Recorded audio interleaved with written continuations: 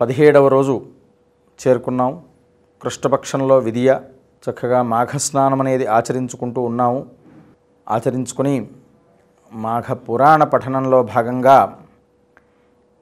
దిలీప మహారాజు గారికి వశిష్ఠుల వారు మాఘస్నాన ఫలితం చెప్తూ అప్పుడు చెప్పారు కదా, అయ్యా మాఘమాసంలో స్నానం అనేటువంటిది ఎంత గొప్ప విశేష ఫలప్రదాలు ఇస్తుందో చూశారు కదా. మనం అనేక కథల ద్వారా తెలుసుకున్నాం కదా. ఈ మాఘమాసం అనేటువంటిది చాలా గొప్పనైనటువంటి మాసం నాయన. ఇందులో ఈ మాఘమాసంలో విశేషించి నదీ స్నానము గొప్పనైనటువంటిది అనేటువంటిది విషయం మనం ఇంతకు పూర్వం చెప్పాము. వీలైతే మాఘమాసంలో ఒక్కరోజైనా ప్రయాగా నది తీర్థంలో స్నానం అనేది ఆచరించుకోవాలయ్యా అని చెప్పాడు.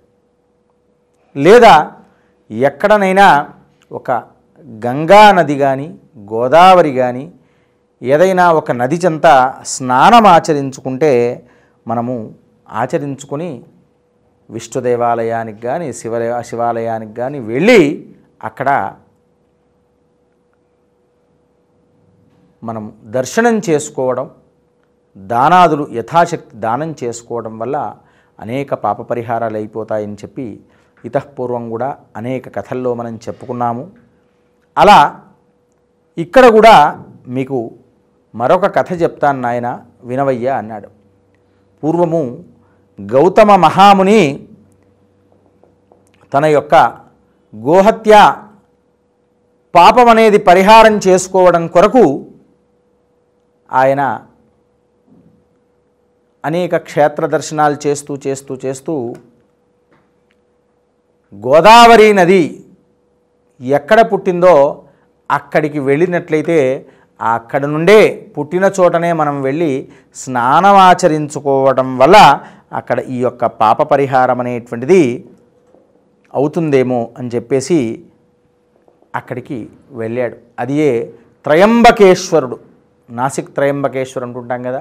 ఆ త్రయంబకేశ్వర క్షేత్రానికి వెళ్ళి ఆ గోదావరి అక్కడ ఒక చిన్న పాయగా ప్రారంభమై అక్కడ చూడండి మనం అనేక విధాలుగా ఎలా అంటే మనము ఆకాశంభున నుండి శంభుని శిరంబందుండి శీతాద్రి నుండి శుష్లోకంబైన హిమాద్రి నుండి భువి భూలోకంబందుండి అస్తోకాంబోధి పయోధి నుండి పవనాంధోలోకముల్ చేరే గంగా కూలంకష పెక్కు వివేక భ్రష్ట సంపాతములని భర్తృహరి వారు చెప్పినటువంటి ఈ యొక్క శ్లోకాన్ని మనకు ఈ పద్యాన్ని ఏనుగు లక్ష్మణ కవి గారు మనకు చెప్పారు సుభాషితాల్లో.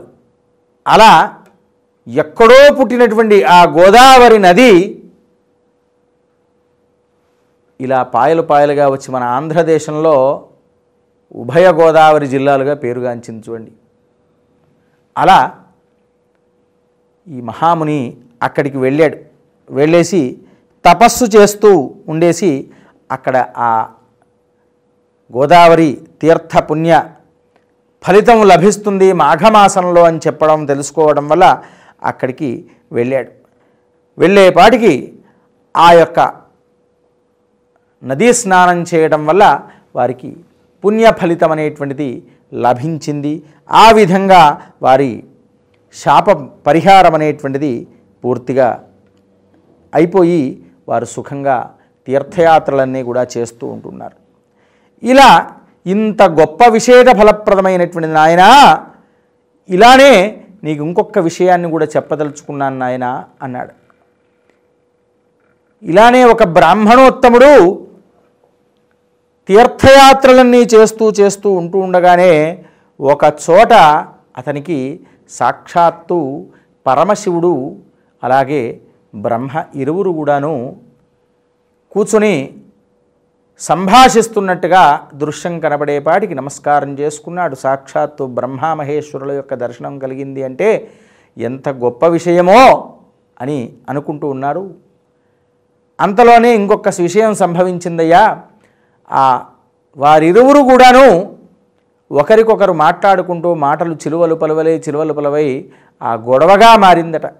ఎందుకయ్యా అంటే ఎందుకు పరమశివుడు అంటున్నాడట, నేను పంచవదనుడను, నేను 5 ముఖాలు కలిగినటువంటి వాడిని. బ్రహ్మ అంటున్నాడు, నేను కూడా 5 ముఖాలు కలిగిన వాడిని అయ్యా అన్నాడట.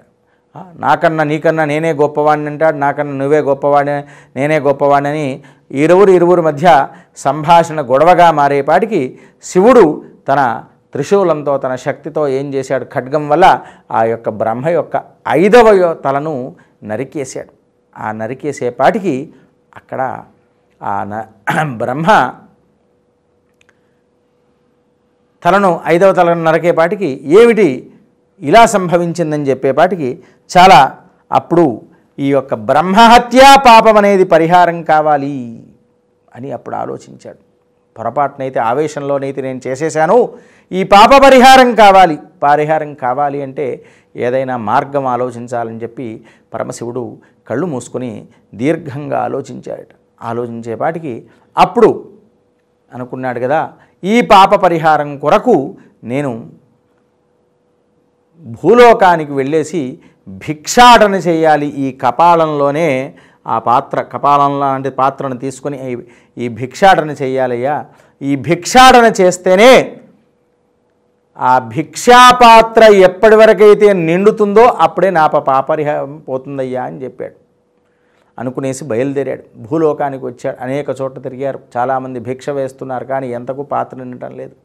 ఇలా తిరుగుతూ ఋషీశ్వరుల యొక్క ఆశ్రమానికి వెళ్ళాడు. ఆ 7 ఋషుల యొక్క ఆశ్రమానికి వెళ్ళేపాటికి ఈయన చక్కగా, ఎందుకంటే చితాభస్మాలేపో గరడమశనం దిప్పటధరు, ఆయన ముఖ కవళికలు చూస్తుంటే చక్కగా తాండవిస్తున్నటువంటి ఆ శివుడి మొహాన్ని చూసేసి ఆ యొక్క 7 ఋషిపత్నులందరూ కూడాను వ్యామోహితులై ఒకరిపై ఒకరు పోటీ పడుతూ ఆయన భిక్ష వేస్తూనే పోతూ ఉన్నారు.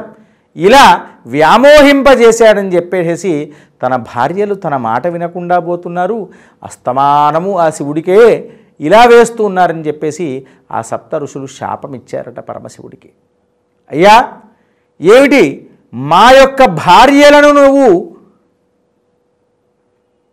మోహితులంగా చేసుకునేసి ఇలా చేస్తున్నావేమిటి, కాబట్టి ఈ విధంగా నీవు చేస్తున్నావు కనుక నీకు పుంస్త్వం అనేది లేకుండా పోవుడుగాక అని చెప్పేసి ఆయన శాపం ఇచ్చేపాటికి అప్పుడు శివుడికి పుంస్త్వం అనేది పోయి అప్పుడు లింగరూపంగా ఆ పుంస్త్వం పడిపోవడం వల్ల లింగరూపంగా మారిపోయాడట శివుడు, ఆ పరమశివుడు. అలా మన భూలోకంలో లింగరూపంలో పరమశివుడు అలా ఏర్పడ్డాడట. అందుకూర్చే చూడండి, అనేక విధాలుగా భగవత్ శాపాన్నైనా మనం నివృత్తి పొందవచ్చుట, కానీ గురువు యొక్క శాపాన్ని నుండి త్వరగా నివృత్తి పొందడం అనేటువంటి అంత సులభం కాదు అని అప్పుడు చెప్పేపాటికి చాలా ఆలోచిస్తూ ఉన్నారు. ఏమిటి ఇలానైతే సంభవించిపోయింది, నోటి నుంచి మాట అయితే వచ్చేసింది, చెప్పేశాం కదా అని చెప్పేసి అప్పుడు ఆలోచించారు. ఆ పుంస్త్వం లింగరూపంగా మారేపాటికి మహా తేజస్సంపన్నంగా కనబడిపోతున్నది, దగదగాయ మెరిసిపోతున్నది, ఆ కళ్ళ వెంట చూడలేనటువంటి పరిస్థితి. అలా ఏమిటి మనం నోరు జారాం కానీ ఈ విధంగా పరమశివుడు ఇలా అయిపోయాడు ఏమిటి అని చెప్పేసేసి అప్పుడు ఆలోచించారట. ఆ తర్వాత ఈ పరమశివుణ్ణి మనం ఎక్కడనైనా మనం స్థాపితం ఈ లింగరూపాన్ని చేయాలి, చేసడం వల్లనే దీని యొక్క దోష పరిహారం అనేది పోతుందయ్యా అని చెప్పేసి అనుకున్నారు మనసులో. అనుకునే లోపే ఆ శివుణ్ణి అడిగారు, అయ్యా చెప్పునైనా నీ యొక్క కోరిక ఏమిటి అని అడిగారు. మేము ఎందుకు చేయాల్సి వచ్చింది, మా యొక్క భార్యలను ఈ విధంగా నువ్వు మోహితులుగా చేయడం వల్ల నీకు ఈ విధంగా శాపం ఇవ్వాల్సి వచ్చింది, నీ శాపాన్ని కూడా నివృత్తి కలిగే విధంగా చూస్తామయ్యా అని చెప్పాడు. పరమశివుడు అడిగేపాటికి అప్పుడు ఏ విధంగా శాప నివృత్తి చేస్తారో అనేది మనం మరుసటి రోజు కథలో చెప్పుకుందాం. ఈ రోజటి కథ ఇంతవరకే. స్వస్తి ప్రజాభ్య పరిపాలయంతాం న్యాయేన మార్గేణ మహిం మహిషాః. గోబ్రాహ్మణేభ్యః శుభమస్తు నిత్యం. లోకాః సమస్తాః సుఖినో భవంతు.